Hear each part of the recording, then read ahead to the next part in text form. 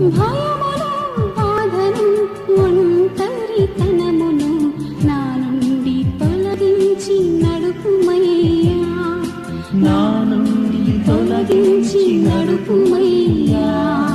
పంచగాయాలలో దాచుకోవయ్యా, పాపినైన నన్ను ఆదుకోవయ్యా.